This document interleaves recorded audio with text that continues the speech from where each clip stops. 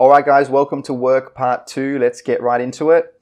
First word is vacant. Vacant is an adjective and vacant means free or available. So when it comes to work, if a position or a job is vacant, that means nobody is working in that position and that job is available for someone to do.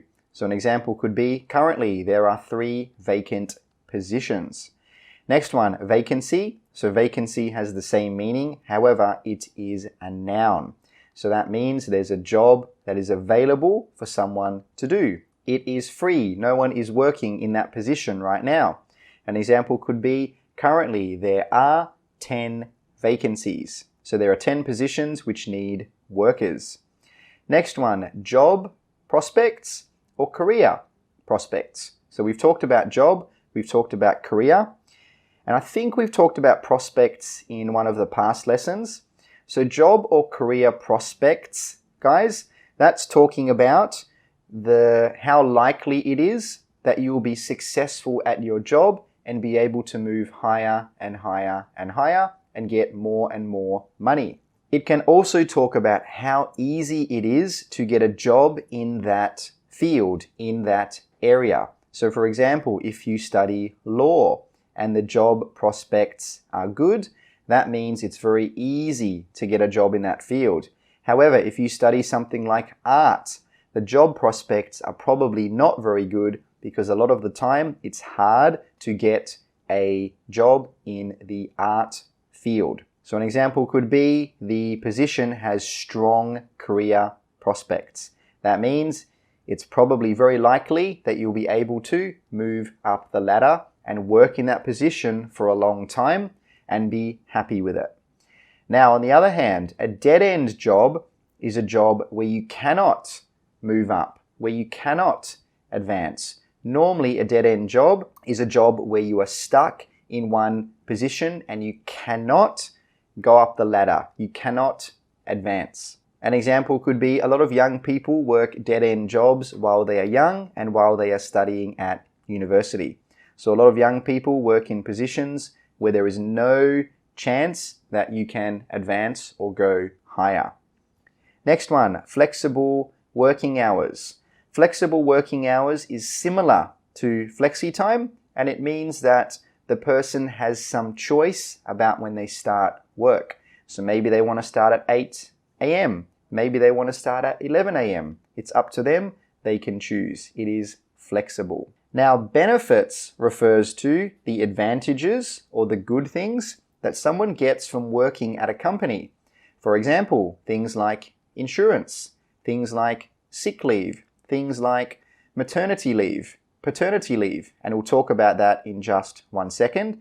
But benefits is talking about the things that you get when you work at a company, not including your salary. An example could be, what are the benefits that the company can offer? So for example, can they offer insurance? Can they offer a lot of days off? What do they offer? What do they want to give?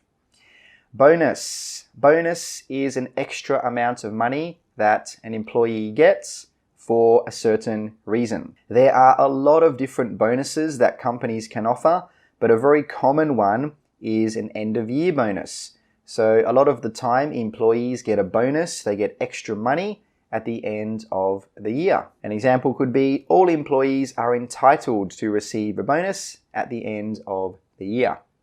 Next one, perk. A perk is a good thing, an advantage, or a benefit from working at a certain company. A common example of a perk could be a discount. So let's pretend you work at McDonald's. A perk could be a discount for McDonald's. Maybe you get 15% off all of the food at McDonald's. This is a perk. It is a good thing. It's an advantage that you get from working in that position. Okay, let's talk about leave. Maternity leave means time that a mother can have off work because she has just had a baby. So let's pretend a woman is working in a company and she's just had a baby. She might take her maternity leave. So that means she can stop working for a month, for 2 months, no problem. And when she's finished, she can come back to work. No problem. This is maternity leave. Now, paternity leave is for a man, is for a father. So if a man's wife has just had a baby, he might want to take some paternity leave so he can stay home with his wife and help to look after the baby. This is maternity leave and paternity leave. It's time when you don't work so you can look after a newborn baby. Maternity and paternity leave allow parents to take time off when there's a newborn child. It's not about if they already have a child, it's only about if there's a newborn child. Next one, annual leave. Annual leave, this is a very common one. Annual leave refers to the number of paid days that an employee can be away from work each year. So a lot of the time in Australia, we get 4 weeks of annual leave. That means every year you don't have to go to work for 4 weeks and you will get paid for it. This is annual leave. An example could be how much annual leave is included in the position. Next one, sick leave. Sick leave is for when you are sick. It's talking about the amount of days you cannot come to work if you are sick. And sick leave means you can stay home and you still get paid for it. So maybe the contract includes 10 days of sick leave. That means if you are sick for 10 days, you can stay home for 10 days and you will still get paid for it. Okay, let's move down here and look at morning shift, afternoon shift, and night shift. We've talked about shift work. So remember, shift work is when different groups of workers work at different times. So morning shift normally refers to when workers work during the morning hours. A very common morning shift time is from 4 a.m. to 12 p.m. to midday. Now, afternoon shift or day shift can sometimes be from midday or 12 p.m. to 8 p.m. Night shift can be from 8 p.m. to 4 a.m. But guys, it really depends on the company. Every company might be different and every company might have different hours for each shift. The important thing to remember is that shift refers to working at a different period or time of the day. Okay, let's move up the top. To be your own boss. If you are your own boss, that means you don't have an employer. You work for yourself. You make the decisions and you don't have to listen to anyone else. An example could be a lot of young people want to be their own boss. Next one, to run your own business. If you run your own business, that means you manage your own business, your own company. You manage something that makes you money. You make the decisions and you decide what happens with that business. So an example could be running your own business can be very stressful. So that means managing your own company or managing your own business can be very stressful. Next one, self-employed. Self-employed means when you work for yourself. So maybe you are a photographer and you go around and you find different jobs. You take photos for people and then they pay you, but you don't have a boss. You are self-employed. You work for yourself and you do what you want to do with your business. An example could be many people are choosing to leave their current positions to become self-employed. Okay, let's talk about the public and the private sector. So it's a very simple difference, guys. Public sector refers to companies, organizations, institutions that are controlled by the government. So public refers to the government. Private refers to not controlled by the government. So for example, if you work for the government, if you work in the government, you are working in the public sector. If you work at McDonald's, you are working in the private sector because the government does not control McDonald's. However, if you work in the government, then obviously the government controls the government, so you're in the public sector.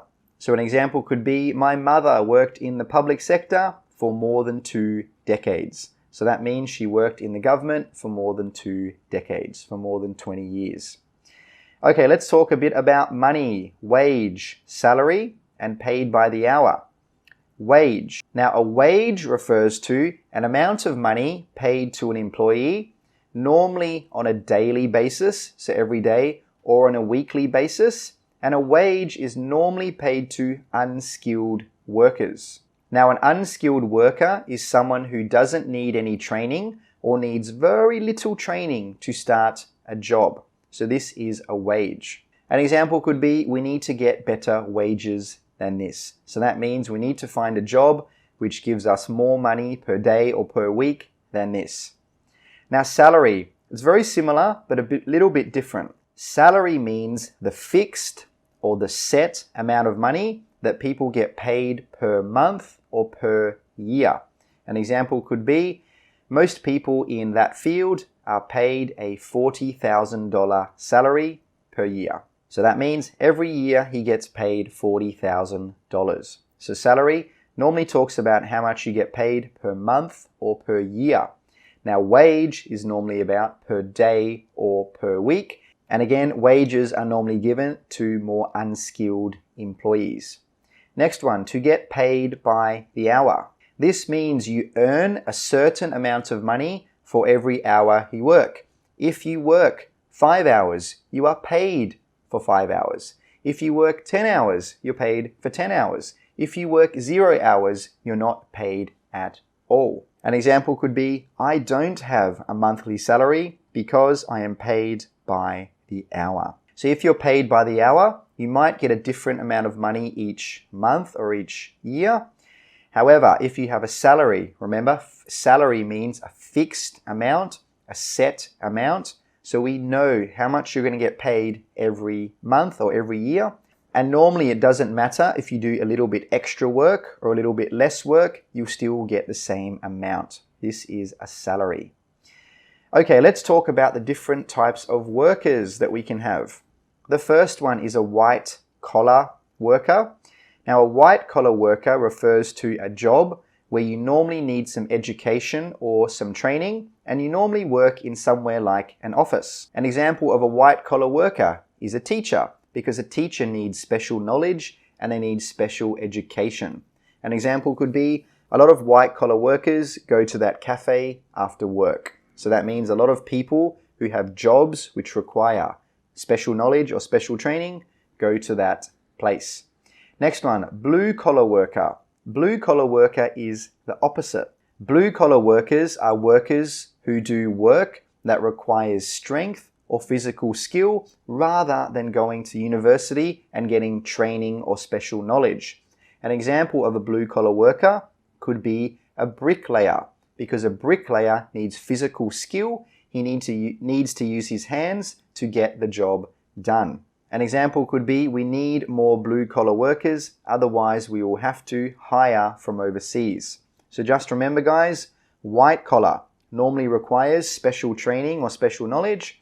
Blue collar is something that normally requires physical strength or physical skills or skills with your hands. Next one, skilled worker. A skilled worker is similar to a white collar worker. It means someone who has a lot of skill in something, a lot of education, a lot of knowledge, or a lot of training. An example could be, the city is looking for a lot of skilled workers in the medical field. So that means the city is looking for a lot of people who have a lot of experience, a lot of skill, a lot of training, a lot of education in the medical field. Now, an unskilled worker is the opposite. An unskilled worker is someone who does not have any of those things. An unskilled worker is somebody who needs no training or just a little bit of training to do a job. An example of an unskilled worker could be a cleaner. To clean something, you don't really need a lot of skill. You don't really need any training. Anyone can do it. This is an unskilled worker.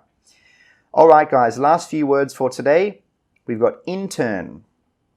Intern. An intern is a person who is finishing training for something by having practical or real life experience. An example could be, he's an intern at one of the best and most prestigious hospitals in New York. So that means he's studying medicine and he's just finishing his study by getting some practical experience, by getting some real-world experience. So he's going to the hospital and he's watching other doctors. He's seeing what other doctors do and he's learning from that. He's not in the classroom. He's not learning from a book or from an online course. He is seeing with his own eyes. This is an intern. So an intern is the person. An internship is the thing. So an internship is a period of time when someone works for a company to get experience in that field. An example could be, have you applied for any internships yet? Okay, last two words. Apprentice. An apprentice is someone who works with a skilled person, normally for a low pay, to learn how to do that job. Now, you can normally be an apprentice in any kind of job. You can be an apprentice chef. You can be an apprentice bricklayer. You can be an apprentice plumber. The main thing is you're working for an experienced person and you're getting a low salary, and you're doing that so you can learn how to do that job. Now, an apprenticeship is the noun. An apprentice is the person. An apprenticeship is the noun. An example could be a lot of the work was done by apprentices. And an example for apprenticeship could be getting an apprenticeship is a great way to start your career. All right, guys, that's the end of work part 2. I'll see you in work part 3.